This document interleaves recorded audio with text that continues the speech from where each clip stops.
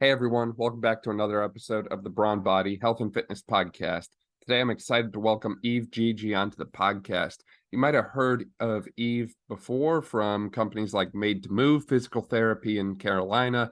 You also might have heard of him from Physical Therapy Biz with Danny, Jared, and those guys. He is a phenomenal individual, and today we talk about so many different things relating to physical therapy. We talk about performance physical therapy. We talk about what to do if you're feeling stuck at a clinic, whether you're a patient or a PT.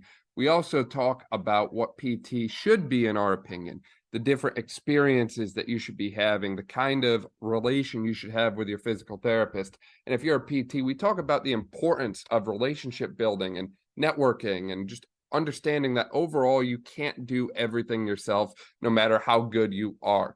This is a great episode, and I know you're going to love it. Enjoy the show. Yves, welcome to the podcast. I'm super excited to work with you today. Thanks for being here. Yeah, I appreciate you having me. I'm always excited to dive deep on healthcare things, and hopefully I've got some value to add. Yeah, definitely. For people who might not be familiar with you and all the incredible things that you're currently doing, whether that be at PT Biz or Made to Move, could you fill them in a little bit about yourself? Oh man, how far back should I go? Right. So I'll always like to do the abridged version, and then we can always dive deeper if we need to. So I mean, I've been a PT for going on 12 years.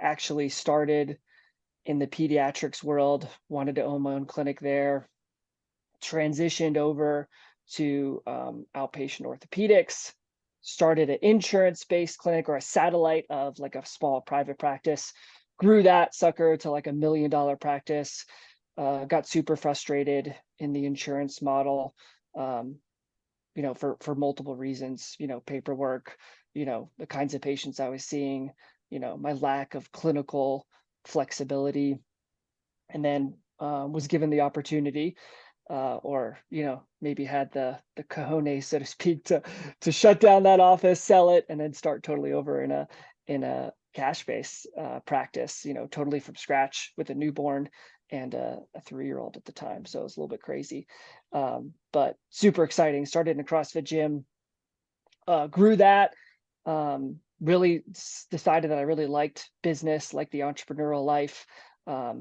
tried a lot of things, like even tried a startup, but the cash practice grew relatively well, was able to grow that to multiple clinics, multiple providers.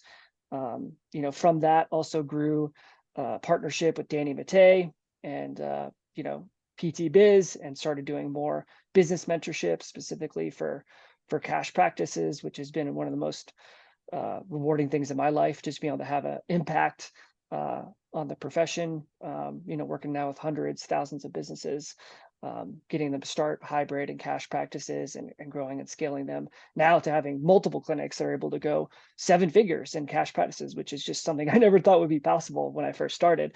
But now it's just, it's just grown like gangbusters, and it's just super exciting for the profession as more, newer clinicians or more clinicians in general are deciding to go in more of a performance-based model, like not necessarily cash isn't necessarily a business model. It's just more performance-based, which is, I just think a great avenue for the profession.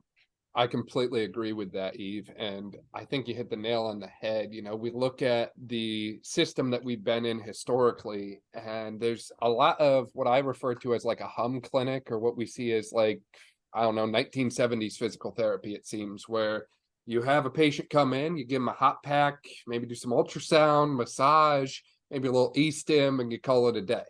And I just, for myself, I can't quite comprehend that. It's like these things aren't moving the needle of life for anyone. They're not changing life for anyone.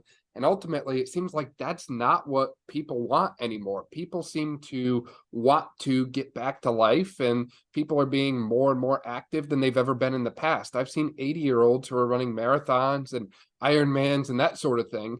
And, we can't just look at age as a number and say, well, you're this old, so we can just hot pack and ultrasound it and call it a day.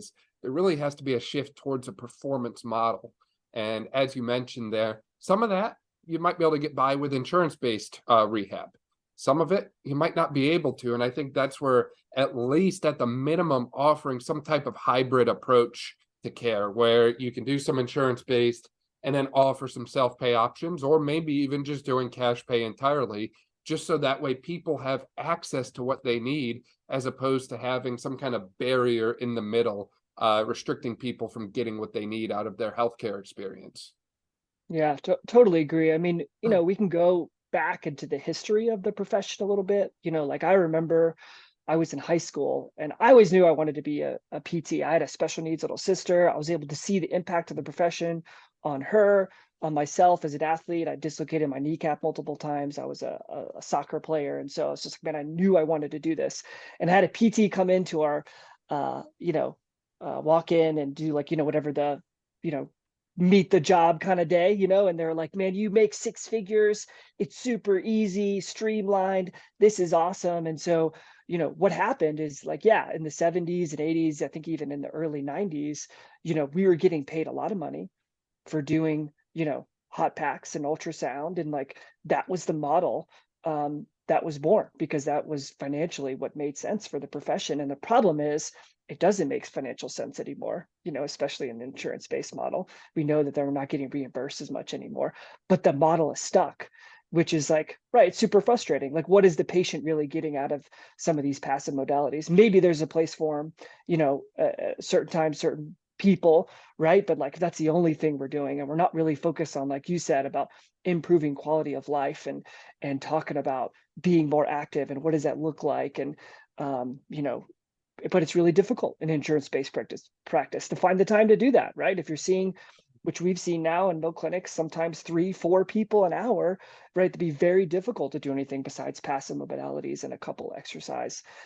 instructions. So the profession has had to evolve, and it seems to be the performance-based model, more one-on-one care, more education around lifestyle, is something that's been very valuable to patients. And I think it's a huge value proposition that we as physical therapists are these perfect providers, in my opinion, to help people, live a better quality of life, right? Like I'm reading Peter Attia's book, and it's about, lifespan, how long you can live. Okay, that's important, but it's also, he calls it health span. Like, are you able to do the things you love every day? And it's like, man, when I read that, I'm like, man, us as physical therapists, like that is what we can provide in a huge capacity, but we can't do it if we're just providing passive modalities. We can't do it if we're seeing 3-4 people. It takes so much time and energy to really make a difference, when it comes to people's lifestyle. Yeah, no, I completely agree. Is ultimately we're providing a high quality service for someone that kind of spans a lot of different things. Most PTs I know have a pretty decent understanding of orthopedic procedures, so surgeries, so we can educate our patients preoperatively or postoperatively on what that entire rehab process is going to look like. We can also hit so many other factors. Giving an example, there was an individual I worked with this morning who's post-op ACL, had his surgery just a week ago. So beforehand, we talked about a lot of things. We talked about how his sleep is probably going to be impacted. We talked about some of the medications that he was prescribed and some of the side effects of them and what to do in case those side effects start to occur. We went through a lot of different things, and we have the capacity to do all those things. It makes for an extremely holistic service. But if we don't have the time to do them, then how can we provide that? And if we're not doing that, then how's that patient going to get that information? I know a lot of people are quick to point the finger at like a doctor or a surgeon, but honestly, I don't think it's their fault. I think that doctors and surgeons do a phenomenal job at what they do. And I would rather have a surgeon become highly specialized in surgery than to have to explain an entire 12-month rehab process to someone. It's not their job. I'd rather them be good at what they're good at, and we'll be good at what we're good at. Oh man, you're preach to the choir. I love it. Like, even in my insurance-based job, I remember having these conversations all the time, because a lot of times there was a surgeon who sent me a lot of people, and they're like, man, this guy's a total jerk. Like, what's going on? And I'm like, yeah, he's a total jerk, but guess what? Like, every time a patient comes to see me post-operatively, they do amazing. He is amazing at what he does, is surgery, right? And so just remember that. You don't want your surgeon to be a nice guy. You want your surgeon to be an amazing surgeon, right? And and you don't have to spend a lot of time with them. You got to spend a lot of time with me, and so like I have to actually be, and I think physical therapists need to actually be a better communicator, right? Because this is the stuff that we get to talk about, right? Like surgical outcomes and how to get the most out of the rehab process. We're going to spend a lot more one-on-one time, right? And so, I can go into that whole diatribe, but I won't. But we obviously need to be able to make these massive changes, and a lot of that is, I think, really, really good communication, vast knowledge over multiple areas. Like I love that you talked about, uh, sleep, stress, like just all the other stuff that kind of goes into the rehab process beyond like surgical protocols and, stretching your shoulder and going to those exercises, because we know that there's definitely more to it than that. Yeah, there definitely is. And, we've brought up that topic, and you've also mentioned the concept of performance-based physical therapy a number of times here. And ultimately, when I hear that term and I think about things like patient education, I think about being able to provide a service for the patient that takes them from where they are today to where they want to be at end goal, and kind of fill in the steps along the way. And when I say it like that, it kind of sounds more like a strength and conditioning thing than a typical physical therapy thing, doesn't it?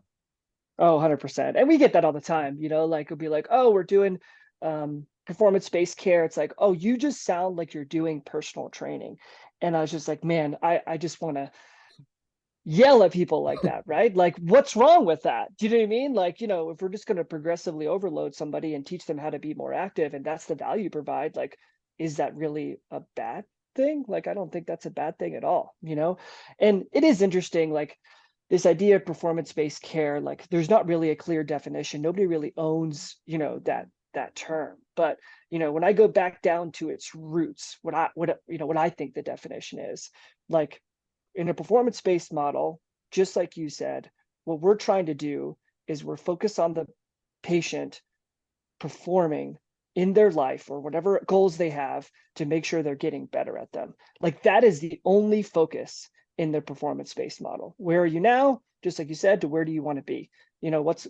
Whatever that is. And that was the cool thing about cash, is that it didn't matter what that was. In that hour, I could do everything I wanted to, anything I needed, whether that's just talking to the patient. I didn't have to worry about insurance reimbursement, because that's where I think like what you're delivering is different. Because in a third party payer model, you have to provide care that is reimbursable. Like you need to run a business, it needs to be profitable. So it just limits your outcomes, outcomes. It limits what you can do clinically to get outcomes. And so like the biggest thing that the change for me in a performance-based model from the insurance-based model was just being able to do whatever I needed to do in that hour to help that patient. And sometimes that was literally whiteboarding out sleep, stress levels, maybe how to exercise more, how to exercise little. It was just a conversation and a whiteboard, which you could do that. I mean, you could, but you probably wouldn't get reimbursed very much for that. And so now I just had one goal, and that was to make sure to get I say it all the time, where the patient is now to where they want to be. That's all that really mattered. And I loved that. That's the best part about being cash. It's not that, oh, charging cash and now I can have a 7-figure business and make more money. I mean, yes, that is also true, and that's a great benefit. But the best thing is clinical flexibility and be able to focus solely on the patient, not have to worry about a third party. Yeah, and I mean, ultimately, most people I know don't go into physical therapy to be filthy rich. Right. This just isn't the profession for that most of the time. Agreed. But if you can create an environment where you are financially comfortable at the minimum, and you can provide a high quality service to patients day in and day out and give them something that they're not going to get anywhere else, then I think that's, one of the main keys to a successful life. And, I'm not a life coach or life advice guy by any means, but I certainly think that, cultivating that kind of environment for yourself is key. Now, you mentioned that, some people have said to you, like, what's different about performance PT versus personal training and that sort of thing. How do you think we kind of differ, or where do we draw the line as being different than like a strength and conditioning professional as a medical provider here? Where's that line at for you? Yeah, I think what you said just right there is the big difference maker. It's the medical provider side, right? So we have a lot of medical knowledge, that a personal trainer wouldn't. And that allows us to go places that a personal trainer, is not within their scope of practice, right? So a personal trainer, when I break it down, the easiest way to say it is a personal trainer's goal is to make sure they become more fit, right? Or you lose weight. Typically, it's one of those two things, right? Where our goal, is get you out of pain, better quality of life, to be healthier, right? And that could be in a lot of different ways. That could, you could do blood work if you wanted to and help. Like, there's a lot of things you can do as a medical provider that a personal trainer typically can't. So for me, it's mainly about like, where we can go as far as medicine and then what the real goal is, right? So usually as physical therapists, our goal, initially at least, is to get you out of pain and require skilled medical care. But at some point, yes, we'll go within like a, personal trainer, so to speak, scope of practice, because now we can be, more in a strength conditioning realm, or, where I like to say it too is just preventative, or like even better word, proactive, right? So how can we start, again, living a better life and keeping our health in a place where we want it to be, and so yeah, I just think it's more about just being able to go there. It's just medical knowledge, in my opinion, just depth of knowledge as far as medicine is concerned. Yeah, exactly. And, I look at some state practice acts are even kind of evolving where some PTs are now able to order imaging, which is a Right, I thing of the saw past, that. right? Like, some PTs are able to order x-rays and MRIs, and previously that was not a thing. And last I knew, a personal trainer could not write a script for an MRI. And I've Right. also found, at least in my experience thus far, which is relatively limited compared to yours, I'll admit, most trainers are not comfortable with progressing someone post-operatively. And what I mean by that is, Sure. if a patient post-op ACL is discharged 10 weeks after surgery, discharged from their PT insurance-based model, most personal trainers are not comfortable looking at that individual and progressing them from where they are at 10 weeks all the way up to where they need to be at a year mark. And I don't know if that's just a lack of education on it, a lack of confidence, whatever. But it's like, hey, why not leave that to a physical therapist who understands that process, who understands the steps, the progressions. And if things start to look a little bit funky, then hey, maybe they can make a referral, send a note to the doctor, or, in some states, again, maybe even order an MRI or an X-ray if that's needed for the individual. Because, while most post-op cases go well, there's still one or two every now and then that run into issues and roadblocks. And if you have the tools in your toolbox to do something about it, it's going to make you far more effective for that individual than someone who's limited by what they can do or what they know and that sort of thing. Oh, totally agree, right? Like, the devil's in the details. Like, this is a nuanced thing, but I do think it's very important, and it's a huge difference maker, right? So personal trainer, you to use that same analogy before, would be possibly very good at getting your quad stronger, to get you even like better like motor patterns, right? They wouldn't say that, but like, right, get you just stronger and like more fluid. And we, however, understand more about healing time, what actually happened in the surgery. There's just a lot of places that we have a medical knowledge that possibly a personal trainer, they definitely could go educate themselves. But there's something to be said about, being in the surgical room like some of us have sometimes, or seeing 10, 15, 20, 30, 40, hundreds of ACLs all the way from pre-op to post-op, right? Like, there's just like, it's just reps too. So I do think that's where, physical therapists shine, obviously, is post-operatively, man. Like, we can crush it, because like that's where we're, I think, needed, like arguably the most, right? Like, there's not many people who have that skill set like we do when it comes right there. I think we're more than that, but obviously that's huge. Yeah, definitely. And, I know I keep coming back to the example of the ACL and post-op, and, you just kind of alluded to it yourself. I feel like that's an area where most PTs shine, but as you mentioned, that's not the only area for us. And, I've seen PTs who work with people who just have general pain. I've seen PTs who work with people on the preventative side, like you mentioned. I've also seen PTs who started to dabble in the sports science and recovery science type thing. So what happens when we bring force plates into a clinic and we can Right. actually assess someone's double leg squat or their balance pattern? And the thing is, those types of things, we've used the term performance PT a few times. Those type of things are not confined to the high school or college athlete or a pro athlete. Those can be applied to a 50, 60, 70, 80-year-old just the same way as they're applied to a 20-year-old. We can put a 70-year-old on force plates and assess their single leg balance. There's no harm that's going to come from that if they don't fall over.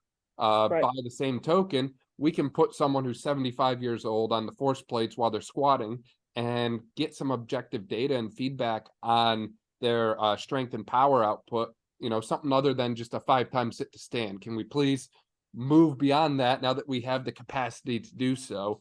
And now that we have all these additional metrics, let's actually use them and apply them across the lifespan instead of just restricting ourselves to one small audience. Yeah, admittedly, I'm in a bubble a little bit, right? And so like everybody is doing those things in my world, right? Like we don't know people who are doing 5 sit to stands or timed up and go test, or not that those things aren't valuable, right? But like, yes, exactly, right? Like if you walk into a PT clinic and all they have is TheraBands and a 5-pound, weight, like run the other way, right? Like it's just, what I mean? Like there's more to our profession than being able just to do those things. And so no matter what model you're in, I believe that like, yes, the performance-based model needs to be injected as much as possible, right? Because ultimately where we're seeing even just culture go, right? Everybody's more interested in these things. Everybody's more interested in how I can live a better quality of life and how I can be stronger.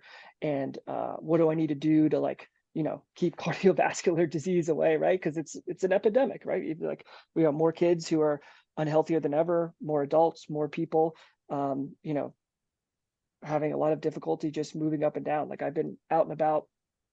We went to Hawaii recently, super fun, right? But there's so many things that people couldn't do, right? Like we go on these 5 miles hike, and like a lot of patients could never do that, right? And so like we want to get as many people in, as active as possible, and like that's where we need to go. Like our profession needs to evolve, right? If somebody wants to go on a 5-10 mile hike uphill, 200, 2,000 meters or something like that, a TheraBand and a 5-pound weight is probably not going to cut it. Yeah, we're gonna need to do more. I completely agree with you, and you're kind of getting ahead of me here. As I was going to ask you, like, what do you say to the patient who walks into a clinic and that's what they see? And I completely agree with you. If you want to change someone's life, you actually have to do life-changing things. Sideline clamshells with a band and 4Y ankle never changed anyone's life. Don't get me wrong, that doesn't mean that they don't ever have a place in someone's program, but those are not the things that are going to get someone all the way back to what they want to be.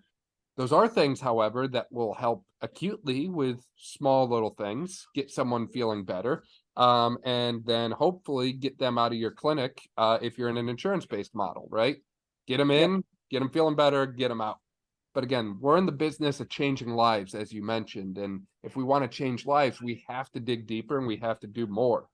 What kind of insight or advice or education would you offer to a PT who might find themselves in that clinic setting, whether they're working there themselves or, maybe they own a clinic or something like that?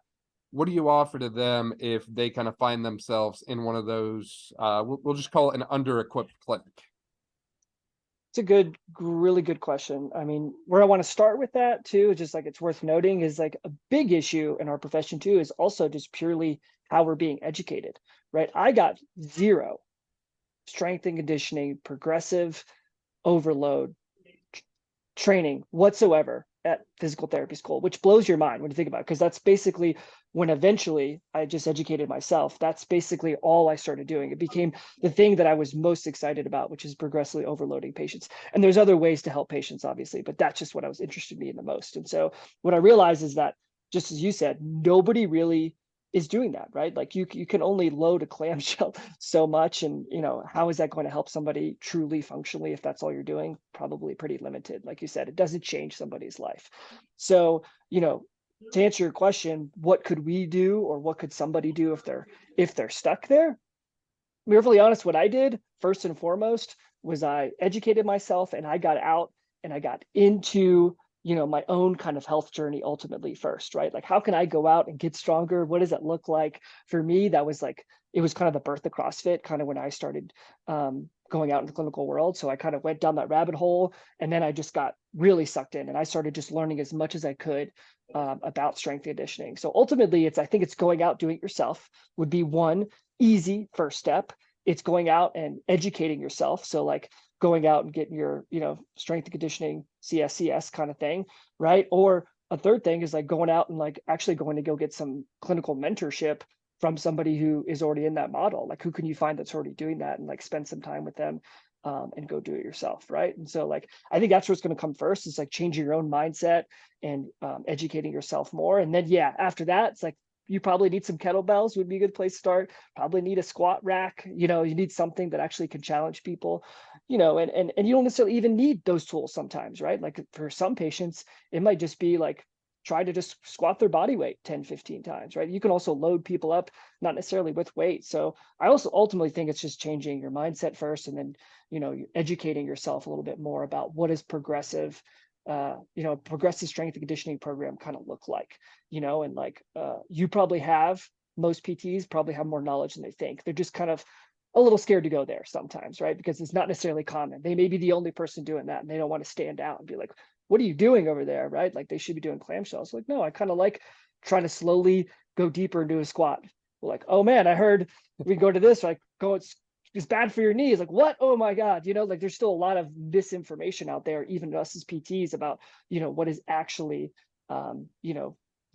evidence-based research about strength conditioning and what people can and can't do. Because that was another huge mind shift for me. It's like, I was afraid to do a lot of things. And then I realized, oh man, people can squat past 90. Like, oh man, I can go lunge with this person. Like, oh man, I could, do a Jefferson curl. You know what I mean? Like, I could bend their back, like, it's a good thing. So there's just so much that I think needs to change from educational standpoint, first and foremost. And we got a lot of people out there doing it, which is cool.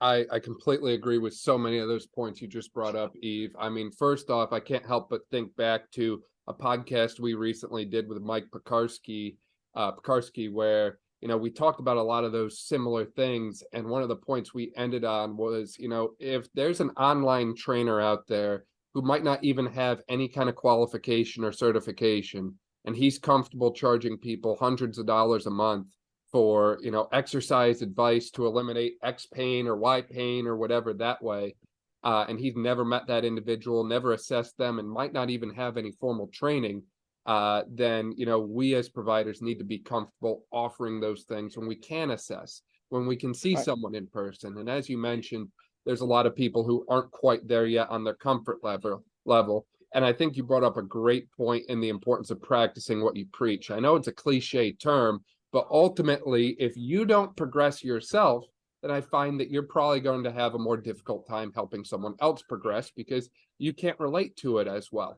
And as you progress yourself, you're going to build, a level 1 and a level 50 of every intervention. Maybe you find the double leg bridge to the single leg bridge to the weighted with a dumbbell to a barbell and so on. You kind of build those steps. And as you get practicing clinically, you add new little steps in there, because everyone presents a little differently. And sometimes people can jump 10 levels, and sometimes people only jump 1 or 2. But ultimately, if you never take that leap yourself, you're not going to get into that.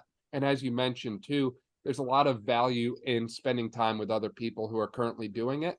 And I'll even say, hey, look, why not go out there and get in touch with your local strength and conditioning group or trainers or whatever that way. Spend a day or two with them.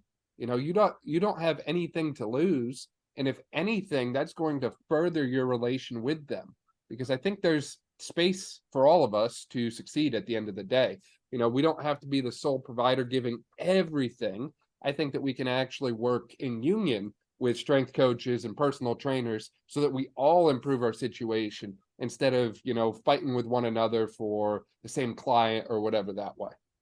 Oh, that's another big can of worms right there, right? Like, there's so much of that scarcity mindset of like, oh man, like, this is our scope of practice. This is, this is mine. These are my people. You're not, you can't do the things that I do. And that's not what it's about, right? Like, what it's about is where this person is at now and where do they want to be and who's the best fit in order to help them get there. That was another big shift for me from insurance to the performance-based model. Is I became friends and I made alliances with so many different strength and conditioning coaches in general, personal trainers, all these people. And then what I realized is that we had so much more in common than I ever thought. And, like in our model, what we teach, our main marketing tool is actually going out and marketing to gyms. Like I built my practice off of, the CrossFit community, personal trainers, not from doctors. Like there's still doctors who send to us, and I've got some doctors that are friends, but ultimately it was word of mouth, and it was building, really good relationships out in the community, doing workshops at gyms, and realizing like, hey, if you're really good at getting people fit and helping people lose weight, I'm really good at keeping them healthy and keeping them in your gym. And like, look how well we can work together. And oh my man, that's when I figured that out. That's literally when my practice absolutely exploded. And it was it was awesome. And I mean, the other thing to talk about I loved is like, yeah, practice what you preach, totally cliche, but when I was learning about that stuff and I didn't have as much formal training, and I really don't have a ton of formal training on strength conditioning, it was like I'm just kind of a movement nerd. Like I'm just like a geek. I love, like, I'll go to spin class, I'll go to yoga, I'll go to CrossFit, I'll do Olympic weightlifting, I'll run, I'll row, and I just I became my own test subject, so to speak. And what I did is like I just learned how to progress and regress exercises in my own training, and then I just applied that to my patients, and they absolutely loved that. And I think there's just so much that you can learn that way. Again, not the only way. I mean, if you want to go out and some people are more book nerds, and that's totally fine, you can learn that way. But man, there's just something about going out there and doing it, right? Like you said, being able to relate to the patient, like, oh man, I got to run this marathon. But like, well, I ran a marathon too. Like I understand how terrible it is to have to go run an 18-mile run on a Saturday morning, after you've had a rough week at work, right? So I could really relate to what's going on with them. And that was a huge advantage too, with seeing patients, especially, which is typically the ideal patient in kind of a cash practice, is somebody who's already very active and has very, very clear, physical activity goals. Yeah, for sure. Now, there's probably some individuals out there who are listening to this and they're thinking, oh my goodness, this is great. I already run, and now I'm going to add the lifting. I'm going to add the yoga class. They just do everything. I'm slightly guilty of that myself at sometimes. But some people might say, you know what, I've got a little bit of a limit. I'm not Superman. I can't do anything and everything. So, how would you kind of educate those providers who say, look, I'm cool with the whole lifting thing, but I'm not going to go run a marathon? Or maybe it's the opposite, and they're like, hey, look, I love running. I can do the marathons, the Ironmans, triathlons all day long, but that whole CrossFit thing, not for me. Yeah, I think, well, you said it earlier, it's like going out and building those alliances with people, like spending time with other coaches and talking to them and learning from them, is the best thing you could do. I mean, we get this a lot too, right? Because, a lot of people, it helps a lot in business to find a niche. My niche was CrossFit. Other people's niches could be runners. Other people's niches could be basketball players, right? And so, and sometimes they get afraid to maybe go out in those niches too. But if you have basic strength and conditioning concepts, or you have just like baseline kind of activity level, an athlete can also just relate ultimately to an athlete as well. So I think there's a big power in that as well. Like you'll just understand what it's like to have physical goals in order to move that way. So, I think going out and being in the community and learning as much as possible from other people is going to be huge. And honestly, there's so much information out there now too. Like, when I went down that rabbit hole, I mean, I consumed a lot of content. Like Kelly Starrett was really big back in the day. And I just, he did CrossFit too, but he also had a book called Ready to Run. I consumed the crap out of that. So there's just like content, like just, go out and educate yourself, like right out of school. I remember I was never a big reader because I was just in school all the time, but 2 or 3 years, it took me about 2 or 3 years. But after that, I just started consuming massive amounts of content. So if you made it through PT school, you're probably pretty good at studying. You're probably a relatively smart person. So it's just about going out and educating yourself. And there's like a lot of that's free, or just like reading books, man, there's so much good stuff out there. Yeah, there definitely is. And I'll give a little plug for myself here real quick. I certainly don't know everything. I didn't play every sport growing up. Like, we didn't even have lacrosse in my county. But, if you scroll back on the podcast, you'll find episodes with individuals who work with lacrosse athletes all the time. You'll find a recent episode we just published with 5 different professionals who work with pro basketball athletes. So PTs from different pro teams, strength coaches from different pro teams, all 5 of them Awesome. on one episode at the same time. So there's, as you mentioned, so many free resources out there. And I just can't help but give myself a little plug because I like You to think should. we're doing an okay thing here. But ultimately, at least from what I've found and kind of bringing this full circle, you can't do those things if you don't have the time to do it. You can't host the podcast, you can't listen to the podcast, you can't read the book, or jump on like a consult call for 10 minutes with someone like yourself, Eve. You can't do that if you don't have the time. And I sit back and I recognize, at least for myself, a lot of the things that I do daily, I can't do if I'm seeing 40 to 50 patients a day. I have a hard enough time keeping up and keeping pace with notes as it is. If I saw 5x the amount of patients I see right now, I'd be buried. Notes would be all I do. And ultimately, if we want to help people dig deeper, then we need to learn how to sharpen our own shovels first. Yeah, I agree. I mean, there's a time for hustle and there's a time where you just gotta figure it out. Maybe you gotta listen to that podcast on that drive. But I couldn't agree more, right? Like in a performance-based model, in our model, we're seeing 5 to 6 patients a day. And believe it or not, we're probably just as fatigued as somebody who's seeing 20, plus patients a day. Because, not only is it a time issue, I think, it's also just purely a mental and emotional bandwidth thing. Like having that many conversations with that many people is super challenging. By the end of the day, you are toast, right? You don't want to go out and read because you've given everything. And same thing, even just like with 5 or 6 patients a day, like I am absolutely toast. I'm emotionally drained from that. And I cannot, I don't have time for much else, right? You give it all. So yeah, I agree. I mean, that's, man, it's a tough one. It's something that challenges a lot of people in our profession is they want to typically do something different, but they can't, right? Because they're really, really time poor. A lot of the newer businesses we work with are usually doing a side hustle and they're trying to do both at the same time, which is, yeah, with notes and the amount of patients people see, it's really tough to do both for sure. Yeah, definitely. Eve, I feel like we've hit on so many amazing points here in our discussion today. Is there any kind of closing thoughts or closing remarks you've got, or anything else you want to bring up that we didn't discuss yet? Not necessarily. I mean, all I want to do, and I feel like it's always an us versus them. I think a lot of times people will take that mentality.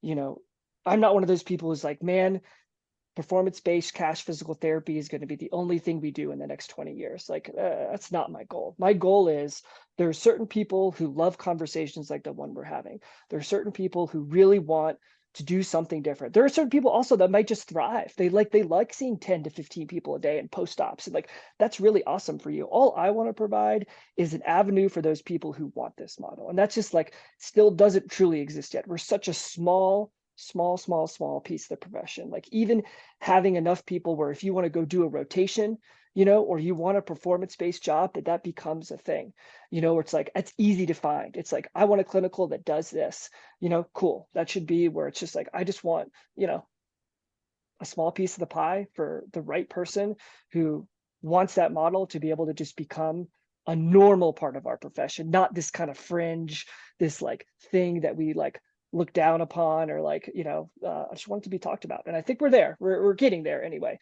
where it's becoming more of a normal thing. And that's exciting. Yeah, no, I completely agree with you. And ultimately, the sky is limit here. The sky is the limit here. We Yep. talk about performance based, and we primarily hit sporting and ortho considerations here today, but that could be applied to a neurologic population as well. Yep. Just because someone has a neurological diagnosis does not mean that they're going to be, unable to perform any activity for the rest of their life. Ultimately, the more we find a way and not an excuse, the more our profession is going to move forward. And most importantly, the more other people are going to benefit from what we do day in and day out. And Eve, I know that you guys do so much over there with PT Biz, and you are constantly helping so many other individuals. Do you have any kind of resources, or are you on social media, or where can people find out more about you guys? Sure. I mean, the easiest places to go are our website, physicaltherapybiz.com. If you're interested, you can go get a ton of free information there. We have free courses. We have a podcast as well. We just have a ton. My social media is just at PTBiz, so super easy to find. Come follow me. If you follow me, you're going to get a message from me. So just fair warning, I'm going to start talking to you. So you got to be ready for that. Yeah, I mean, those two easiest places to look. We also have a Facebook group called PT Entrepreneurs. Again, we do almost weekly live streams. We give as much free information out there as possible because we want as many practices like these as possible to start up, again, for the right people. So I appreciate letting me plug. So if you're interested in this performance-based model, cash model, and you want to learn more, go to one of those places, and hopefully we can help. Yeah, and if you don't mind, I'd like to link to, I know you guys have a book out there called F Insurance or something like that. I wouldn't mind kind of dropping a link to that too in the description below if you're okay with that. Oh, absolutely. Yeah, Danny has done a great job. We actually just updated that book. So, we've got a couple extra chapters, changed the title as well because Amazon doesn't look too kindly, or Facebook, on F Insurance. So yeah, we got some stuff, but I'll definitely link to the updated book. I mean, it's a monster book. Literally, it's the entire playbook of how to go from 0K to 40+K a month in a cash price. Tells you exactly what to do. So definitely, we've got that resource that we can give out for sure. Yeah, definitely. Happy to link to all of that below in the description there. Yves, thank you so much for your time and everything today. This has been great. Yeah, appreciate it. Great to talk to you. Thank you so much for listening to this episode of the Brawn Body Health and Fitness Podcast. If you liked this episode, please make sure to share it with a friend, subscribe so you don't miss any of our upcoming episodes, and leave a review. This way we can spread knowledge and motivation and help reach more people. Thank you again for listening, and I'll see you next time.